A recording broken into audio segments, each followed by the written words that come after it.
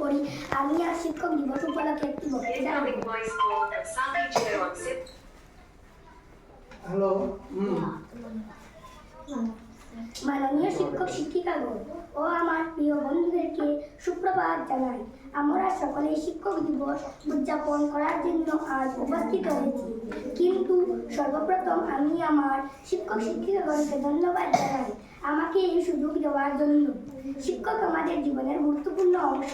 শিক্ষক ছাড়া যোগ্য সমাজ ও উজ্জ্বল জীবন কল্পনা থেকে প্রতি বছর 5 সেপ্টেম্বর আমরা শিক্ষক দিবস পালন করি এবং আজকের দিনে এই ডক্টর সর্বপল্লী রাধাকৃষ্ণন জন্মগ্রহণ করেছিলেন। তিনি একজন শিক্ষক ছিলেন। 1962 সালে তিনি ছাত্রদের অনুরোধে ভারতের রাষ্ট্রপতি হন। তিনি ছিলেন একজন বিদ্বান ব্যক্তি ও উপদেষ্টা। ভারতের সকল বিদ্যার্থী তাকে সম্মান জানানোর জন্য আজকের দিনে শিক্ষক দিবস পালন করা হবে।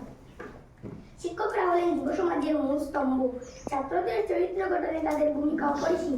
সেই শিক্ষক যে পড়াশোনার ক্ষেত্রে হতে হবে তা নয়, তিনি থাকতে পারেন জীবনের যে কোনো ক্ষেত্রে। তিনি তাকে শুধু সফল নয়, একজন ভালো মানুষ হতে শেখাবেন।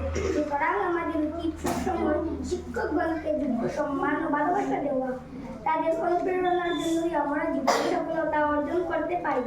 প্রিয় ছাত্রছাত্রীবৃন্দ, আমাদের উচিত সবসময় তাদের উপদেশ মেনে চলা এবং ভারতের যোগ্য নাগরিক হিসেবে নিজেকে প্রমাণ করা।